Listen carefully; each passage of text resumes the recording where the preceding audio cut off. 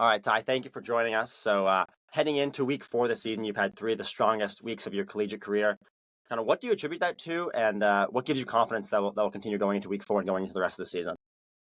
Definitely, the work that we put in Monday through Friday. We have a lot of practice that we do. We go hard Tuesday and Wednesday, and then Monday and Thursday are more like our mental days, but we still practice. But it's definitely the practice and the hard work I put in, all the extra work I'm putting into, whether it's recovery, getting extra catches, anything of that nature. And then it's also a testament to the guys around me. I have a lot of high talented guys around me, so guys like Dante Trader, Glenn Miller, Ruben Hippolyte. So when you have a defense like that, you have to go against every day. You have to come in prepared. You have to come in ready because in practice we're very competitive and stuff like that. So when you have guys like that are pushing you every day, it makes you want to be a better player every day, on and off the field. Hey Ty, you're the leading receiver right now in the Big Ten. Like Brendan said, three really strong games to start the season. One of those against Michigan State, you had 152 yards, 11 receptions, a touchdown, two. When you're exiting a game like that where you had a really strong performance, but the team didn't get it done in the end of the game, what is that like prepping for it the next week? Kind of what's that mindset like? Yeah, definitely. There's always room to improve. And when you have a game like that, you can always find mistakes and room to improve. So, and my biggest thing is trying to get a W every weekend. So the stats are cool and stuff like that, but I'm always looking to see what I can do more so we can get wins and stuff like that. So throughout the week, it's definitely just going back and looking at the film, looking at little mistakes, little minor details that we could fix. And then Monday, the biggest thing is just resetting, not holding on to a loss or not holding on to a win for too long. Our big thing is celebrate the loss. Celebrate the win for 24 hours. And if it's a loss, you tone in on it for 24 hours and you look back on your mistakes and reset Monday. So definitely just resetting and being in the present too as well. Staying in the present because when you look down the road and you look down the season and stuff like that, that can bring you all types of anxiety and definitely mental challenges because because you're looking down the road, you're so focused on trying to be great and get those W's and stuff like that. So definitely staying in the present is definitely important. So that's something that us as a team has definitely been working on for sure. And then, obviously right now we're coming off the Virginia win, but with that Michigan State loss, what did you guys see through the film, kind of looking back, things that you guys could have learned from, done better, that you guys then kind of did against Virginia to get that win?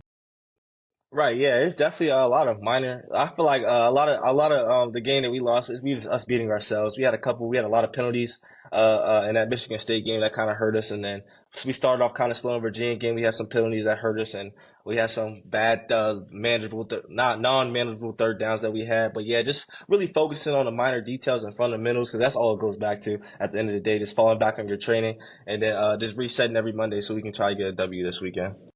You know, it's pretty clear that a lot of your success this season goes back to your work ethic in the off season and goes back to your work ethic kind of throughout your career and even this year, being one of the first guys out on the field and kind of late nights and practices. Where did that start for you? Like at what point in your football career did you kind of say like, all right, I'm going to lock in and work as hard as I can to achieve this goal? Yeah, 100%.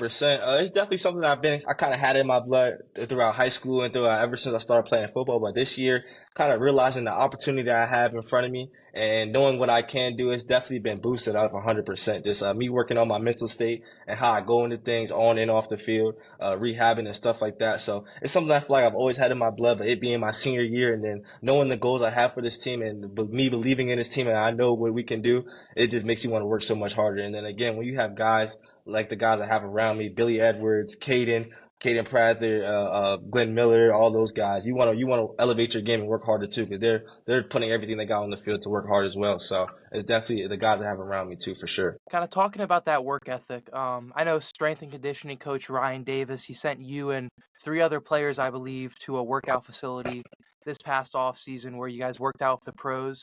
Coach Loxley said you came back from that a different guy. I'm kind of wondering what that experience was like and what exactly you were doing down in Florida. Yeah, we had the opportunity to train at a combine facility trading, a facility called Exos.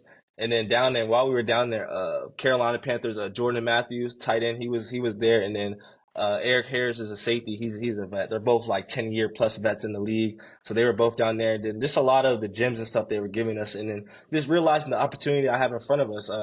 we have such a big opportunity with all the resources we have here in Maryland, the dining hall, the cold tub, hot tub, and all stuff like that. This opportunity only comes once. So this me is really taking advantage of all the opportunities I have in front of me, and then same as the other guys, and then just working as hard as possible, because when you focus on getting 1% every better, you stack up those days. And so when Saturday comes, it makes it look easy because all the work that we put in Monday through Friday. So just keep on going with that for sure. In terms of like a specific football skill that you improved on this summer, if you had to pick one thing that you got best at this summer, what would you say that was? I would say catching for sure. That was some. I had some drops and stuff last year. I had some fumbles, so definitely holding on to the fumbles and stuff like that, and definitely catching for sure, 100%. Very well. I mean, it's absolutely paid off, at least through the first 3 weeks of the season. I want to take it back to 2019 when you committed to Maryland. You wrote on one of your posts, right? Like, the reason you committed to Maryland was through hospitality, through ups and downs, and that hospitality you kind of paid back to the University of Maryland, paid back to the football program in one specific way, because you stayed here now for 4 years. Did you ever think about going to the transfer portal, or was kind of that hospitality always in your mind? Did you have offers, or was that something you considered? Right, yeah, I definitely had some people nagging at me trying to get me in the transfer portal, but just kind of the challenges and adversity I went through in high school with having a torn ACL and having like all those schools back up off me. Because I like after my sophomore year, I racked up around like 15 to 20 offers. So going into my junior year, I thought I was going to get another 15 to 20, but then I had that torn ACL. So just the way that how loyal and hospitality that Locks and the whole staff showed me throughout that whole process was just very big to me and my family. So that's why I can always stick with Maryland. I couldn't see myself anywhere else. You're a Virginia guy. You're from Ashburn, I read. What was that?